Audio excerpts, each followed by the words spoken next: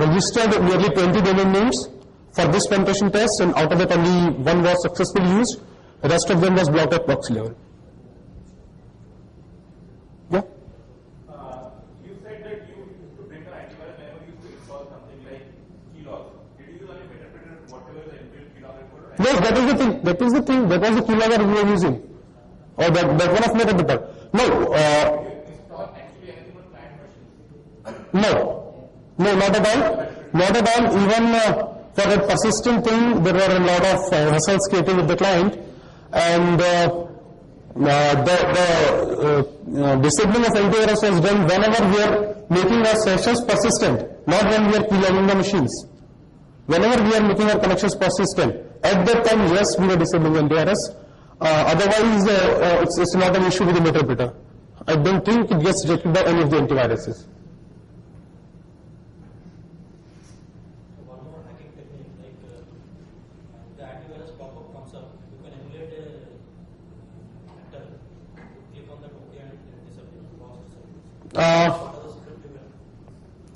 No, actually, because Metapredator is without any graphical interface, so we cannot actually. Script or something to do it. You can actually you can emulate and pressing of enter, so that the current active box, if it is having an OK, it then disappears. Just for a fraction of a second, it will come and disappear. Whenever the pop-up comes, it will automatically. But yes, that's a nice idea. But in case of antivirus killing itself, there is no pop-up. It died horrible death. It's not a pop-up in the case of if an antivirus is killing itself. No, it's killing itself. If somebody is committing a suicide, it won't ask from anybody. Any more questions, please? I think I've completed too early. It was fast.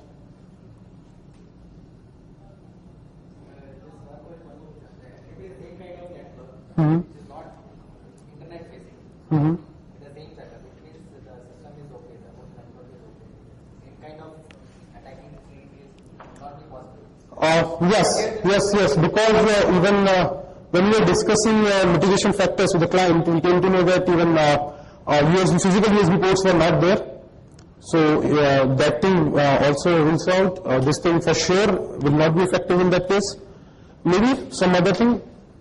I have yet to see an environment which is totally isolated from the internet, even then they are asking a pen test from the internet. So, yes, in this case, if there is no internet connection, everything will fail, for sure.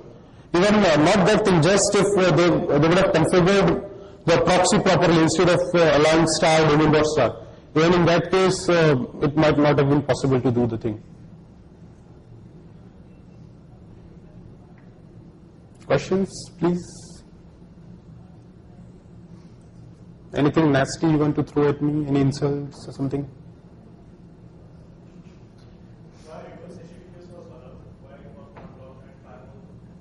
A 443, it works, we use the port 443.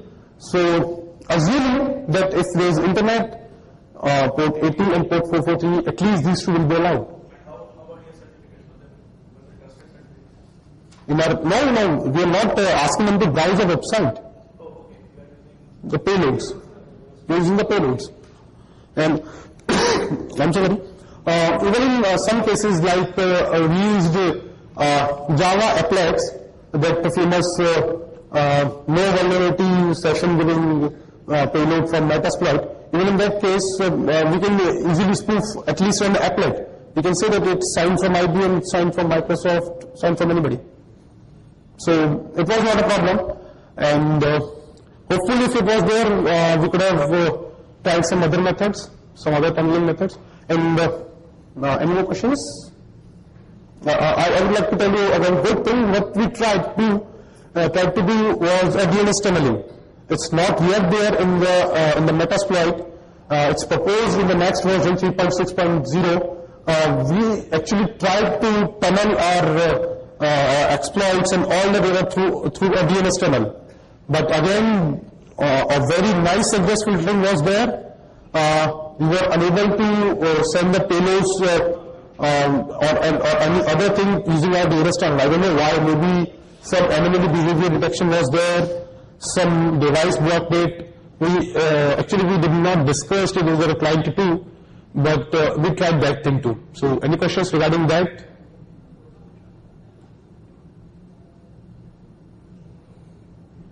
How much time am I left with?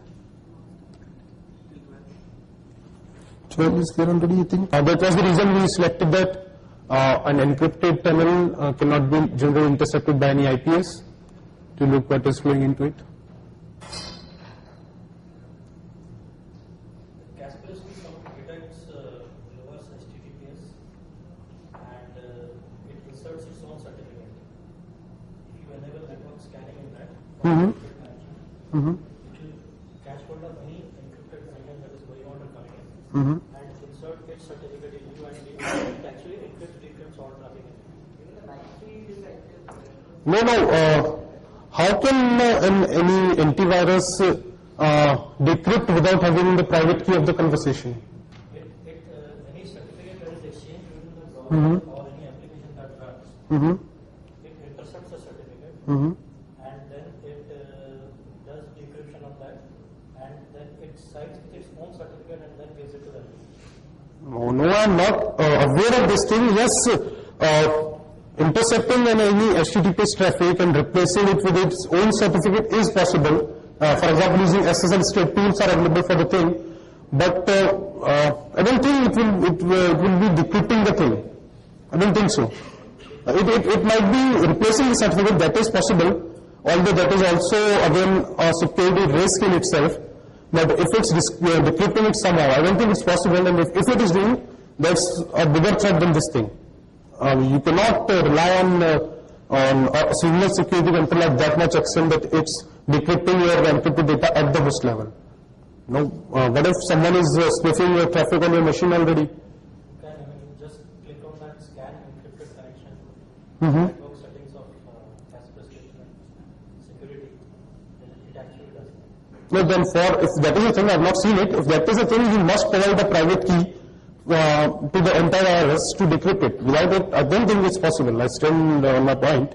If it is claiming that it is decrypting it actually, then there must be some, it might ask for a password to the private key or something must be given to it. It actually defeats the whole concept of PKI if it is doing it without any private key or any password. That's a normal thing. If it is able to decrypt and encrypted the channel so easily, then the whole PKI model is defeated by a single antivirus. So, yeah, I would like to define my last question. Mm-hmm. So, when I meant firewall or UTM, it intercepted with the reverse HTTPS. So, did it had any reverse HTTPS proxy? It could see whether it is star Google dot star HTTPS traffic or not. Because only in that case it should go. No, can you repeat it? Okay, so you have a proxy, right? Mm-hmm. You don't have proxy for HTTPS. No, it was there. Okay, then the reverse HTTPS shell which you are throwing, Mm-hmm. that was qualifying that root star. Yes. What basically a proxy do is just looking at whether this website is allowed. The domain name, is it allowed to pass through me or not? It looks at the request, okay, star.google.star, something. It is allowed. It asks for its IP from the DNS, and it sends the connection upwards. So your reverse HTTPS sessions were thrown through that. Yeah, to the proxy. Okay. So it could pass to an HTTPS proxy also. Yeah, that was the thing. Even then you have the proxy is not configured correctly. Even you have configured the IP address correctly, where you have some kind of access control with a rule based, okay, these users or all the users are allowed for this google.com or google.co.in. In that case, I think it would have been strong for reverse. Yes, that's what I'm saying. If IPS address were also not the rule was not set that IPS address. no rules are not set for controlling the internet access for trusted domains. Yes, they would have allowed, that's what I'm saying, a single site was allowed in the form of star.domain.star. Otherwise, it was blocked at the proxy level. There was no involvement of IPS or IDS in that case. Somebody said, okay, no, it is required Yeah, it should be there because It means the problem is faced with the rule position of IPS ideas. no, IPS ideas are not there in the scenario. What it was there, they have blocked everything except a few sites. From those few sites, a single site was in the form of star dot something dot star. So IPS and IDS were not there in the row altogether. They are eliminated by the encrypted channel. That's it. If there is any encrypted channel which is not getting decrypted before passing through the IPS won't be able to do anything till you are explicitly providing it with the private keys to decode that thing on the fly. And that was not the case. Because we were... Where the IPS was deployed. IPS was deployed where they are. Everything is going before the encryption only. That first the encryption would have been done, then it would have been going outside. Then Exactly. connection will be made. Yeah, exactly. Encrypted thing you cannot send it till that google.com. No, but I was not sending it to the google.com. I was sending it to a domain controlled by me. It was, yeah. That's what it is. The correct domain name should have come out when this your query is going out of the network. Yeah. So it means that when your query, the reverse correction is reaching up to that IPS ideas, it would have been decrypted. Now if the rule No, how it would have been decrypted? IPS sits a little bit lower on a stack. What it comes to, it is a data packet. Yeah, it's not an application layer device, any IPS. It's a network layer device. It's in between data link and the presentation, or sorry, Application. What it comes to, it is a data packet. Logically, when you do an implementation in today's world, Mm-hmm. there is nothing for trusting. You really Yep. don't trust anybody. Yep. So you have to decrypt it at the gateway level and again, like what he's saying. Mm-hmm. So that makes sense in an implementation. I might Uh, be trusting my CEO Mm-hmm. because anybody can be bought. So you would like to see every packet that moves out of the organization. But for that, I think to the site you are making your access to should agree to your part that I want to decrypt any data sent to your site. It's not under your control only. No, see, it's reaching my gateway. As long as that's fine.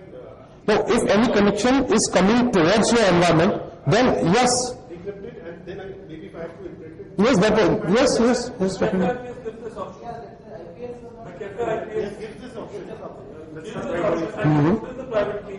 Mhm. You will decrypt it, Exactly. check it and then forward. Exactly. You need. That's what I was saying. You need the private key for that. You need the private key and feed it in the IPS. Yes. What if, like in that case, I'm not providing the private key, and they are not asking me for? There are two cases. Either they won't allow my site. It was not there. The case in this scenario. They were just allowing the traffic which is getting initiated. I'll ask you to concentrate on the thing that I'm not making any connections from the outside. The connection is initiated from the environment and it is getting back through the same channel. It's not like that there is a channel initiated from the inside and I'm replying back on another channel. No, I'm replying on the same channel. Connection is initiated from the inside. That's why even if you are asking for a decryption from a connection from outside world, it won't be applicable to this scenario. It will be applicable in that case which this guy asked for. That if you are decrypting every packet passing through your IPS, whether it's incoming, outgoing, whatever.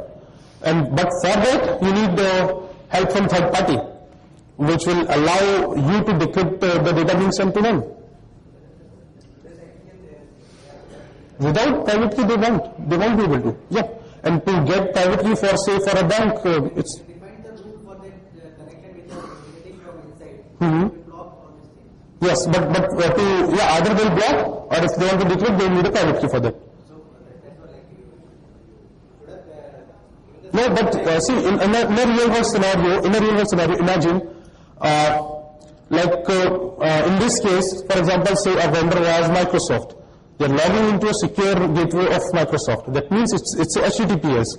If you want to decrypt that, you have to convince Microsoft to provide you with their private key, will they? That is the thing. That is the thing that. Yes, slightly confusing the issue. Mm-hmm. If you try to use Nokia OVI on a machine with Kaspersky Internet Security installed, Mm-hmm. and you have enabled SCAN encrypted network connection, OVI doesn't work because the keys are preset in it and Kaspersky cannot access it. But any browser-based activity or any other application that runs, Kaspersky actually does what I have just mentioned. Okay, I'll check it out. And you can check it out on any computer. Okay.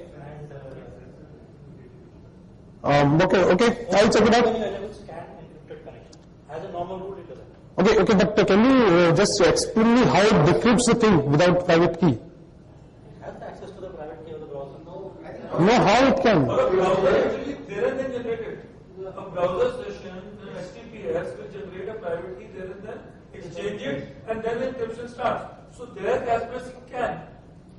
Yeah. In a browser session, every time you start, see, it's not a trusted application, private key, once explained and all that. So application level is different, browser is different. Okay, you're talking about the session key for the session. And then, Okay. during the exchange, during the exchange process, during the HTTPS that will be formed, that time it captures the key and Yeah, that will be perfectly possible. That will be possible. Yeah, that's possible. that's the difference goes on. Okay, so that's possible, and yes, in that case, maybe some of our techniques might have been broken. For example, at least our Java or applet payloads might have been caught, might not be, depends. Because again, yes, even if it's decrypted, applet is not generally marked that much dangerous. So it depends. Maybe some other things could have got broken. But it would be a nice thing if it was there. One more thing, there's a problem with that particular customized application of that company which you are doing this kind of. No, why? Because it's possible that particular page, there are one particular page has to be linked with that the home page kind of thing. Until the user go through that page after visiting a particular page, there kind of binding kind of thing is there, some kind of session is there between the two pages. Those kind of applications are designed. So that you cannot do all these things. Like let us say I'm accessing the Nokia's payment this thing. So now until I go through that particular Nokia's homepage and then click on that second page for paying online and all, I'm not able to use that particular portal. So if that thing is in while coding that particular application, so again that thing would have not possible. No, we use Now you that. have sent it through the mail, that complete link, and telling the user that you click this thing and that particular page will open. So The page was not opening. That is the point. Page was not opening. It was a link. It was not like that the user was redirected to that page, no? It was hitting our demo, we'll getting a Metapeta session, then it will be down to the home page of the application. Sorry, consider a scenario that you're sitting on a help desk, you get a link, you click on it, it shows something like an applet is loading, which is generally shown if you're using Metapeta Java side applet payload. It's saying loading, please wait, and after 3 or 4 seconds you get redirected to your home page. Generally, will you suspect that something has gone wrong? Like, for example, you work for abc.com. Someone sends you a link, like we use cc.com/along output encoded URL. You click on the URL, and you get redirected to some page just for 2 or 3 seconds, and after that, you get redirected to a one page. Generally, people will be like, okay, there might be some problem, let's reply to the customer, I'm not able to open your home page or your problem, please send me a screenshot. That is a standard reply of someone who is sitting on a help desk.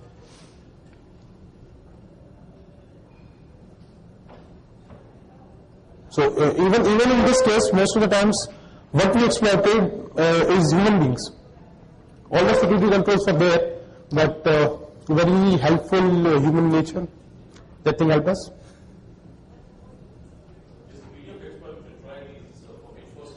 Sorry? Video exploit we used in this case, right, for some versions. Which version you tried for? It was not an exploit, it was a payload, that one. Embedded exe to PDF, something its name, PDF embedded exe. Someone remember the name of that payload in Metapet? Embedded exe to PDF, it's something like that. You can find it in file format category. It's actually a payload, it never exploits a vulnerability. It's a payload available with even JavaScript, if JavaScript is disabled in reader. How you were targeting the PDF is the payload don't have the PDF, valid PDF. Yeah, that's done by Metasploit. There is an option with that. You can use your PDF, a nice one with all the documentation, a genuine PDF. You can insert your exe into that thing. That's done by Metasploit. Yeah. The exploit used depicted by antivirus. Yes, it was encoded. It was nicely encoded. You can do several ways for that thing. Most helpful will be use a web browser. Put your payload into some wire www. For example, if you are using Apache, open that page, copy that HTML or wget it. You will get a JavaScript for the same payload. For that exe payload, you will get a JavaScript. Obfuscate that thing, change it back into the exe using MSF payload. Embed that exe into PDF. Well not to detect. I've not seen, we tried it into VirusTotal, we tried it into Threat Expert, we tried into CWG Sandbox, some university provides it, we tried into Anubis, again by some university. None of the sandbox or detection mechanism was able to detect it. After we used it. Yeah, I will have the time. The page where you send it to the mail that completes. Yep.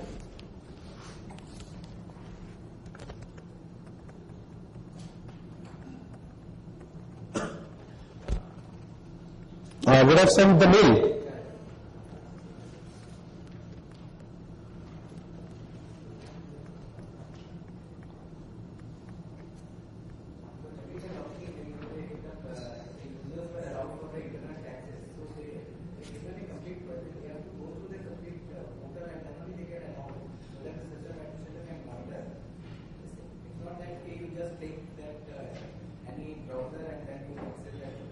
Okay, you are talking about this one or the next one?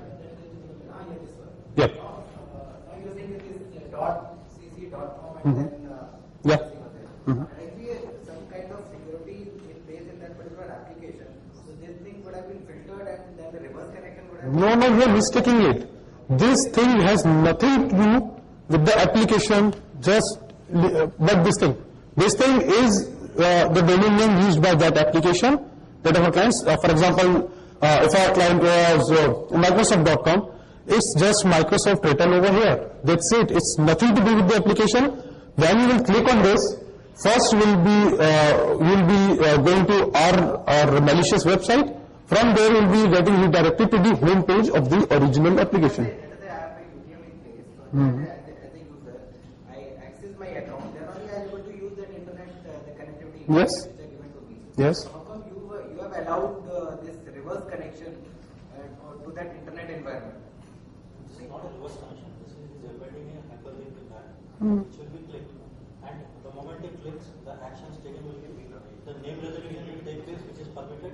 And the second step is, since the proxy has been configured to permit this, it will go through the Exactly. proxy